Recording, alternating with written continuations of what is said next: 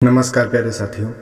चौथे अध्याय में श्री कृष्ण अर्जुन को दिए जा रहे दिव्य ज्ञान के आदिकालीन उद्गम को प्रकट करते हुए उसमें उसके विश्वास को पुष्ट करते हैं। वे बताते हैं कि यह वही शाश्वत ज्ञान है जिसका उपदेश उन्होंने आरंभ में सर्वप्रथम सूर्यदेव को दिया था और फिर परंपरागत पद्धति से यह ज्ञान निरंतर राजश्रियों तक पहुंचा।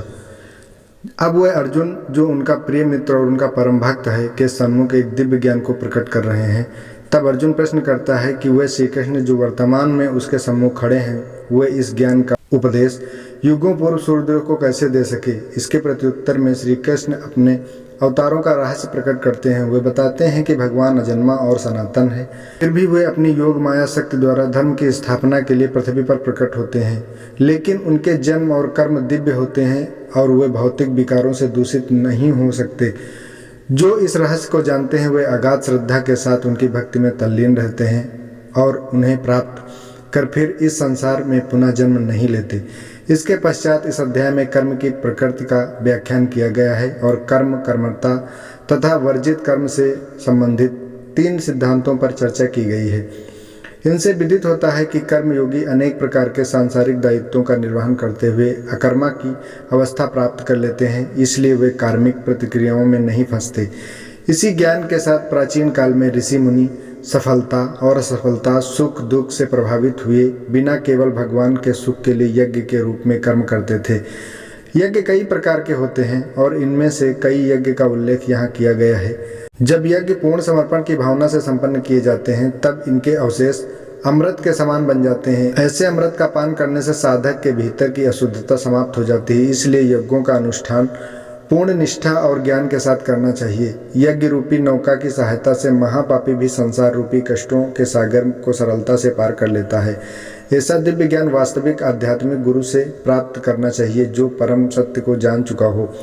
श्री कृष्ण गुरु के रूप में अर्जुन से कहते हैं कि ज्ञान की खड़ग से अपने हृदय में उत्पन्न हुए संदेशों को काट दो, उठो और युद्ध लड़ने के अपने कर्तव्य का पालन करो। परम भगवान श्री कृष्ण ने कहा, मैंने इस शाश्वत ज्ञान का उपदेश सूर्यदेव विवस्वान को दिया और विवस्वान ने मनु और फिर इसके बाद मनु ने इसका उपदेश इक्ष्वाक को दिया। हे शत्रुओं के दमन करता, इस प्रकार राजश्रियों ने सतत गुरु परंपरा पद्धति द्वारा ज्ञान योग की विद्या प्राप्त की, किंतु अनंत युगों के साथ यह विज्ञान संसार से लुप्त हो गया प्रतीत होता है। उसी प्राचीन गूढ़ योग ज्ञान को आज मैं तुम्हारे सम्मुख प्रकट कर रहा हूँ, क्योंकि तुम मेरे मित्र एवं मेरे भक्त हो, इसलिए तुम इस दिव्य ज्ञान को समझ सकते हो। अर्जुन ने कहा, आपका जन्म विवस्वान के बहुत बाद हुआ है, तब मैं फिर कैसे मान लूं कि प्रारंभ में आपने उन्हें इस ज्ञान का उपदेश दिया था। तुम्हारे और मेरे अनंत जन्म हो चुके हैं, किंतु हे परंत तुम उन्हें भूल चुके हो, जबकि मुझे उन सबका स्मरण है। यद्यपि मैं अजन्मा और समस्त जीवों का स्वामी हूँ और अविनाशी प्रकृति का हूँ, तथापि मैं इस संसार में अपनी दिव्य शक्ति योग माया द्वारा प्रकट होता हूँ। जब जब धरती पर धर्म का पतन और अधर्म में वृद्धि होती है, तब तब उस समय मैं पृथ्वी पर अवतार लेता हूँ। भक्तों का उद्धार और दुष्टों का विनाश करने और धर्म की मर्यादा पुनः स्थापित करने के लिए मैं युग में प्रकट होता हूँ। हे अर्जुन, जो मेरे जन्म और कर्मों की दिव्य प्रकृति को जानते हैं, वे शरीर छोड़ने पर संसार में पुनः जन्म नहीं लेते, अपितु मेरे नित्य धाम को प्राप्त हो करते हैं। अशाक्ति, भय और क्रोध से मुक्त होकर पूर्ण रूप से मुझ में तल्लीन होकर मेरी शरण ग्रहण कर भूतकाल में अनेक लोग मेरे ज्ञान से पवित्र हो चुके हैं और इस प्रकार से उन्होंने मेरा दिव्य प्रेम प्राप्त किया है। जिस भाव से लोग मेरी शरण ग्रहण करते हैं, उसी भाव के अनुरूप मैं उन्हें फल देता हूँ।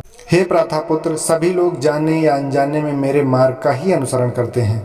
इस संसार में जो लोग सकाम कर्मों में सफलता चाहते हैं, वे लोग स्वर्ग के देवताओं की पूजा करते हैं, क्योंकि सकाम कर्मों का फल शीघ्र प्राप्त होता है।